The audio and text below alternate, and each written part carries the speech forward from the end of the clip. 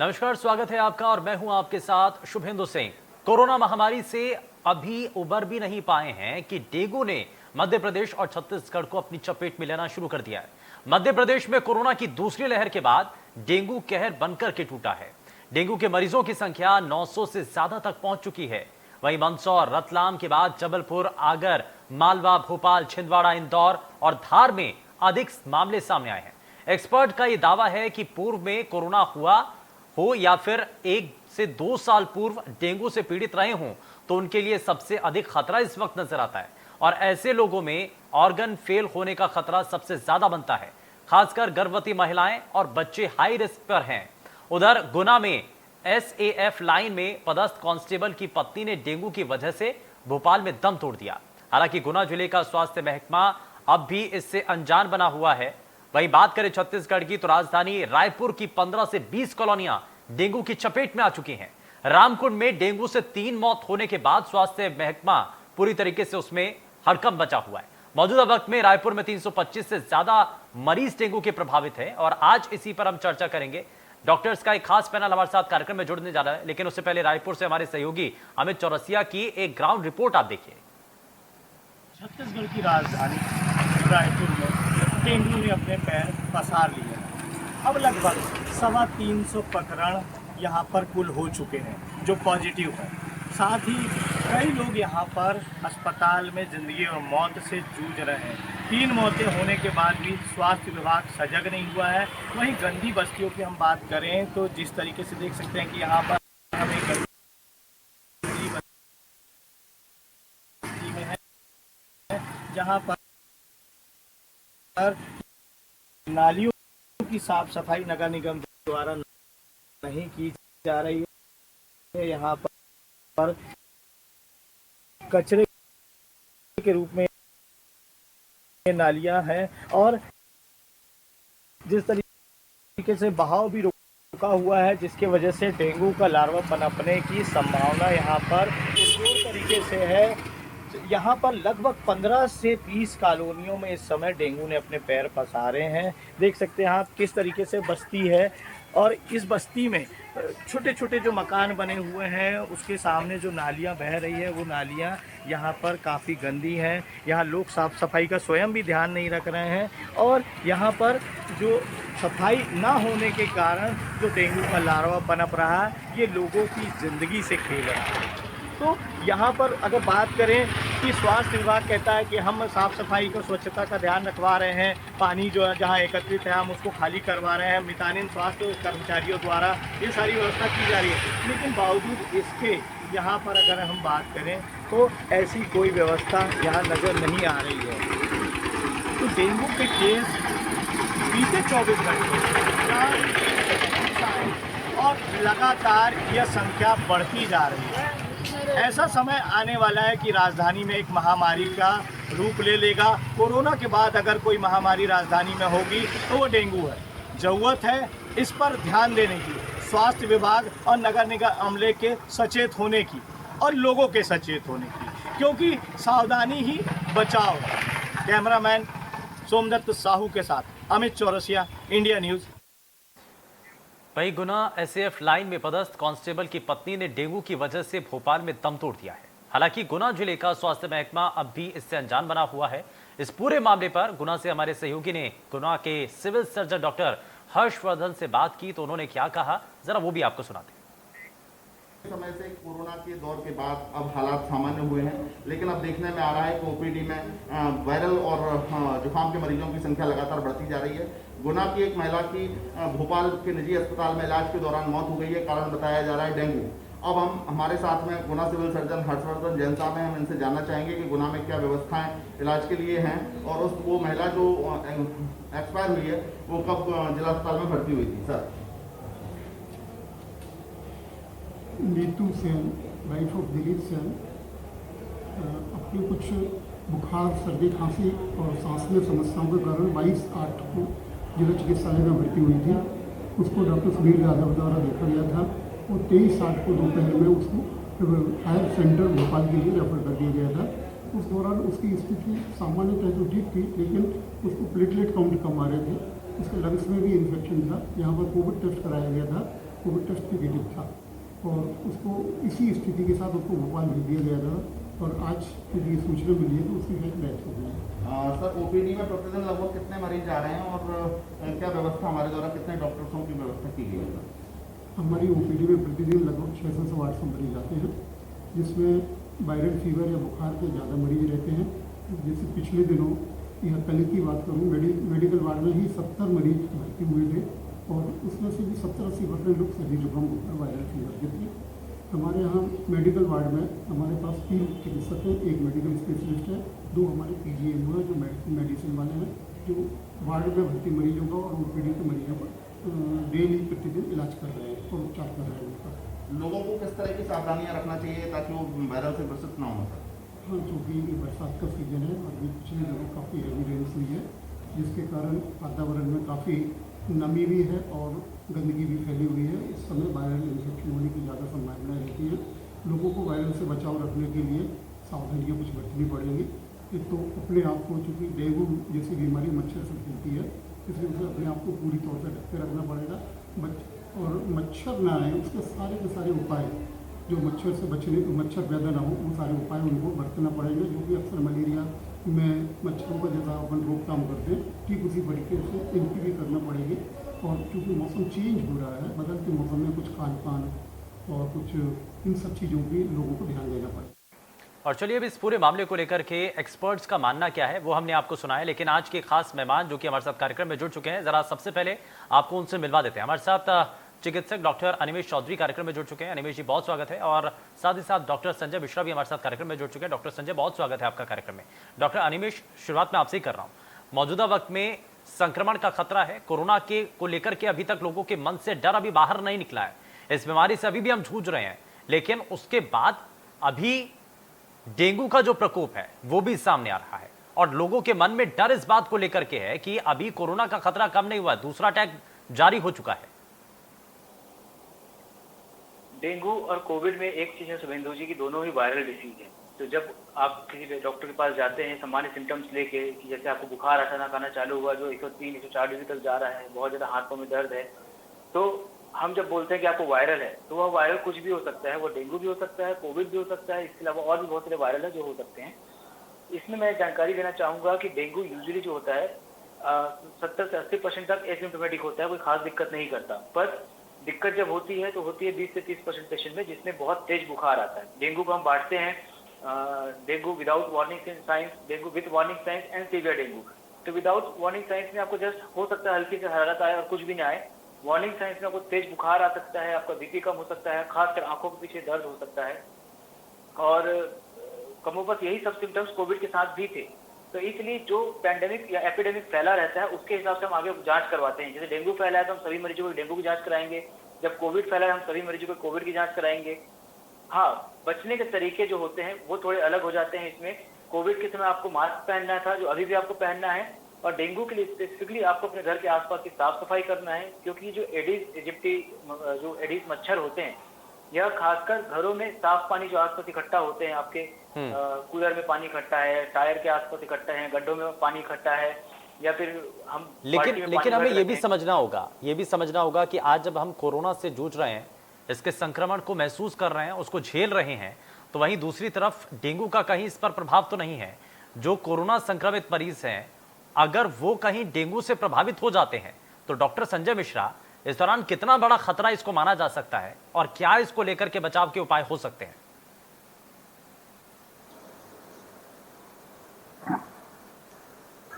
देखिए क्या है कि कोरोना में जैसा आप सभी ने सुना होगा कि कोविड से जो मुख्य प्रभाव शरीर पर पड़ता है वो फेफड़ों पर बहुत ज़्यादा प्रभाव पड़ता है कोविड में। इसके अलावा कोविड से भी शरीर के अन्य अंग कमज़ोर होते हैं। जैसे आपने सुना होगा कोविड के इलाज के दौरान लोगों को शुगर की समस्या आ जाती, डायबिटीज़ की, तो पैंक्रियास पर लोड बढ़ जाता है, किडनी पर लोड बढ़ जाता है, लिवर पे लोड बढ़ जाता है।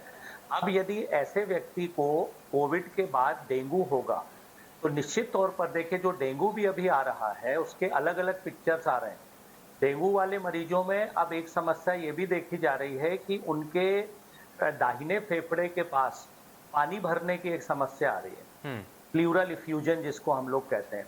तो यदि कोविड ग्रस्त मरीज जिसके फेफड़े पहले से ही कमजोर हैं, यदि उसे डेंगू होता है तो उसको यदि राइट साइड का प्लूरल इफ्यूजन यानी दाहिने फेफड़े के पास पानी भरेगा तो वैसे ही उसकी फेफड़े की क्षमता पहले से ही कम है कोविड के कारण, जी। इसके कारण और कम होगी और उसे और घातक प्रभाव पड़ने की संभावना रहती है। हम्म, ठीक है। तो यानी कि अगर आप कोरोना से संक्रमित हैं तो आपको बहुत हद तक अब डेंगू से बचाव अपने आप का करना होगा, अपने परिवार का करना होगा, और मौजूदा वक्त में इसमें हम कई और चीजें इसमें जोड़ करके देख रहे हैं। अगर कोई भी आप कोरोना संक्रमित मरीज अगर उसको डेंगू के लक्षण नजर आते हैं, डॉक्टर अनिमेष चौधरी, सबसे पहले क्या करना होगा? और जरा डेंगू के लक्षण हालांकि हम अपने ग्राफिक्स के जरिए भी अपने सभी दर्शकों तक पहुंचा रहे हैं, लेकिन एक्सपर्ट अगर ये बताएं तो ज्यादा बेहतर है। डॉक्टर अनिमेष, इसके बारे में भी आप बताइए। जी, सबसे पहले मैं शुरुआत करता हूँ डेंगू के लक्षणों से। तो शुभेंदु जी, जैसे मैंने बोला, डेंगू को हम 3 भागों में बांटते हैं: dengue without warning science, with warning science and severe dengue. Without warning science में कोई खास सिम्टम्स नहीं आते। विथ वार्निंग साइंस में जो सिम्टम्स आते हैं वह होते हैं कि आपको तेज बुखार आ सकता है, कपकपी आ सकती है, आंखों के पीछे दर्द होना डेंगू का बहुत सामान्य लक्षण होता है, सर दुख सकता है। इसके अलावा आपको पेट दर्द हो सकता है, उल्टी आ सकती है, या आपके लीवर एंजाइम बढ़े हो सकते हैं, जो अगेन बता रहा है कि आपको सीवियर डेंगू हो सकता है। इसके अलावा डेंगू में होता है, यदि आपका बीपी अचानक फॉल हो रहा है, आपको ड्राउजीनेस हो रही है, आप चक्कर आ रहे हैं, तो आपको तुरंत एडमिशन की जरूरत है। यह डेंगू के लक्षण होते हैं। इनमें से कुछ लक्षण कोविड से मिलते जुलते रहते हैं। जैसा कि डॉक्टर मिश्रा ने बताया, डेंगू में आप, चूंकि डेंगू एक हीमोरेजिक फीवर है और इसमें प्लाज्मा लीक होती है, आपके जो ब्लड वेसल्स हैं उसमें प्लाज्मा लीक होती है, तो उस प्लाज्मा लीकेज के कारण आपके फेफड़ों में थोड़ा पानी भर सकता है। यूजुअली यह पानी बहुत ज्यादा नहीं भरता है, थोड़ा सा भरता है, और विद ट्रीटमेंट यह ठीक हो जाता है। इसी तरह आपके पेट में भी थोड़ा पानी भर सकता है, तो आपकी आंखों के चारों तरफ पफीनेस, चेहरे में सूजन, या फिर थोड़ा सा एसाइटिस, पेट में हल्का फुल्का पानी भर सकता है, पर यह सीवियर नहीं होता है। मेन जो दिक्कत आती है वो होता है बीपी का कम होना, क्योंकि प्लाज्मा लीक हो रही है। इसमें एक जो लोग डरते हैं प्लेटलेट की कमी से, किसी भी वायरल फीवर में प्लेटलेट कम होते हैं, पर डेंगू में कुछ ज्यादा कम हो जाते हैं, कई बार वह लेस देन 50,000 हो जाते हैं। तो अगर आपको ब्लीडिंग की प्रॉब्लम नहीं है तो मैं सामान्य लोगों को कहना चाहूंगा कि अप टू 50,000, 50,000 तक प्लेटलेट होने से आप बिल्कुल मत घबराइए। 1 लाख से प्लेटलेट कम होता है, लोग बहुत डर जाते हैं। 50,000 तक बिल्कुल मत घबराइए, यदि आपको ब्लीडिंग नहीं हो रहा है तो। ब्लीडिंग जब भी हो रहा है तो प्लेटलेट दिया जाएंगे। ये बेसिक सिम्टम्स है डेंगू के, और जो मेन दिक्कत आती है डेंगू में वो प्लाज्मा लीकेज के कारण आती है, बीपी कम होने के कारण आती है। तो ऐसे में हमें, आप सबसे पहले तो हमें लक्षणों की पहचान करनी होगी, लेकिन इसमें कुछ मिलते जुलते लक्षण भी हैं जिसके बारे में डॉक्टर अनिमेष आपने बताया। लेकिन मैं जरा जल्दी से इस पर रिएक्शन ले लेता हूं डॉक्टर संजय मिश्रा आपसे, कि बहुत हद तक कुछ चीजें ऐसी हैं, कुछ ऐसे लक्षण हैं जो कि सिमिलर हैं, लेकिन जैसा कि डॉक्टर अनिमेष ने कहा कि प्लेटलेट्स अचानक से गिर जाते हैं, प्लेटलेट्स में कमी होना ये अपने आप में बताता है कि डेंगू के आपके लक्षण हैं, आपको जांच करवानी चाहिए। और इसमें क्या चीजें हैं, कैसे हम पहचान सकते हैं? क्योंकि अभी तो अगर बुखार होता है या शरीर के अंदर कमजोरी होती है तो सबसे पहला ध्यान ही ये जाता है कि कहीं कोरोना तो नहीं हो गया है।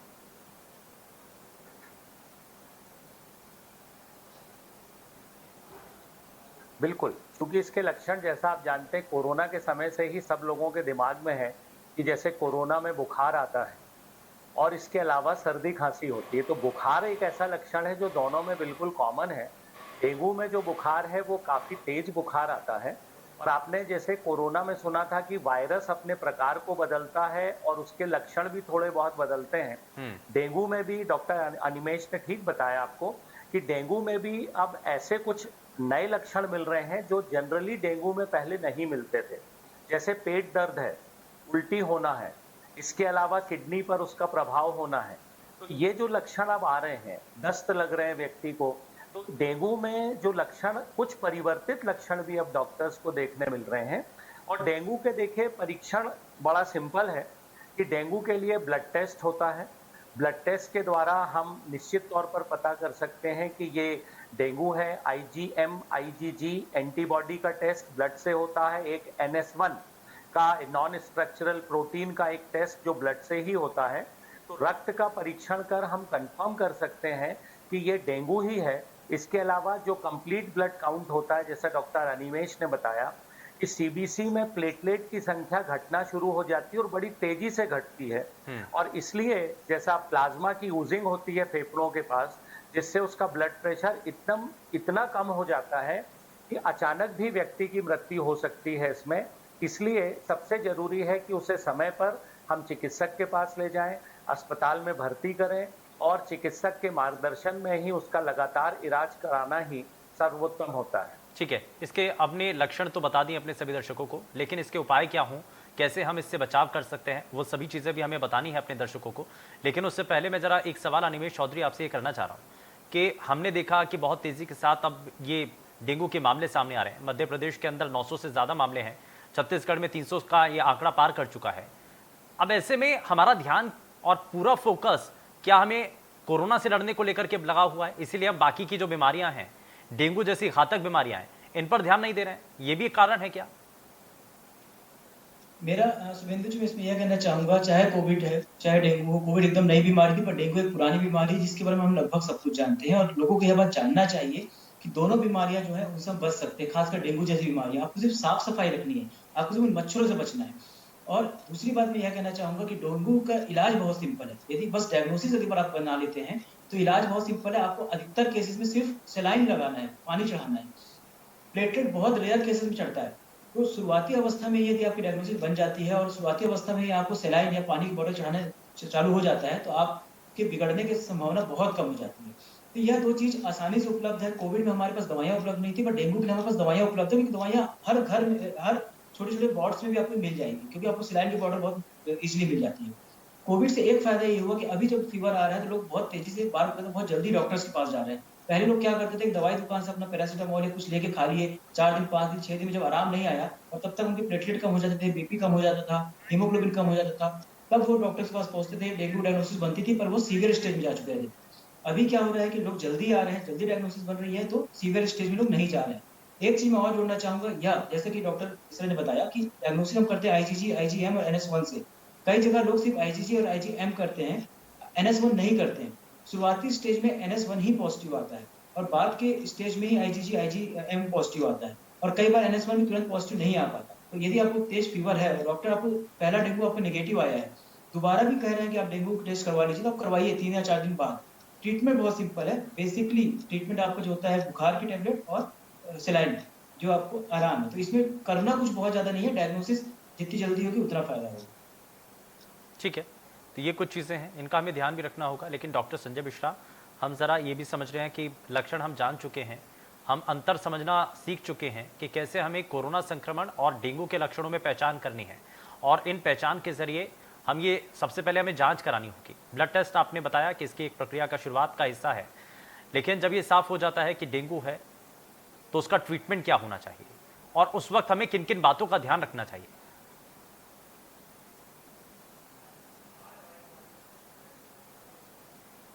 देखिए, कोविड तो अब एक तरह से ये मान के चले आप अपने न्यूनतम स्तर पे आ गया है।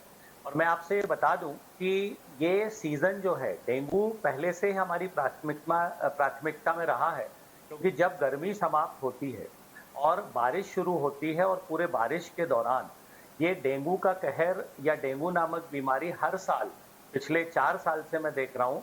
मैं संभागीय स्तर का अधिकारी हूँ। मैं ये देख रहा हूँ कि डेंगू पिछले 4 साल से हमारे क्षेत्र में हर साल आता है। उसका कारण आप समझ सकते हैं, क्योंकि गर्मी में लोग कूलर लगाते हैं और कूलर को खाली करके नहीं रखते, क्योंकि जैसी बारिश शुरू होती है तो उमस होती है, गर्मी लगती रहती है, तो लोग क्या करते हैं, कूलर का पानी हटाते नहीं है, घर में पानी संग्रहित करके रखते हैं। अभी भी लोगों में ये भ्रम है कि गंदे पानी को हमको इकट्ठा नहीं होने देना है, लेकिन मैं लोगों तक ये अपनी बात पहुंचाना चाहता हूं कि डेंगू से बचाव के लिए हमें साफ पानी जो है वो घर के चारों तरफ इकट्ठा ना हो। घर में लोग बहुत सा पानी एकत्रित करके रख लेते हैं बिना ढके हुए, तो साफ पानी यदि हमको बर्तनों में रखना है तो उसे ढककर रखें। तो इसलिए ये सबसे, क्योंकि एडीज इजिप्टाई जो मच्छर है ये साफ पानी में ही अंडे देता है और उसी में पनपता है, जबकि मलेरिया का मच्छर गंदे पानी में पनपता है। तो ये ध्यान रखने वाली बात है। और यदि तेज बुखार आता है, पेट दर्द हो रहा है, सिर दर्द, जोड़ों में दर्द, उल्टी हो रही है, अचानक चक्कर आने लगे, मतलब ब्लड प्रेशर कम हो रहा है, तुरंत डॉक्टर के पास ले जाना है। और जैसा अनिमेश ने बताया है कि इसके लिए सबसे पहले ब्लड प्रेशर कम हुआ है तो बहुत सारा उनको कुछ बॉटल्स चढ़ानी पड़ेगी जिससे ब्लड प्रेशर कंट्रोल करें सबसे पहले, नहीं तो ब्रेन को ब्लड पहुंचना कम हो जाएगा ब्लड प्रेशर कम होने से, और व्यक्ति और खराब स्थिति में पहुंच सकता है।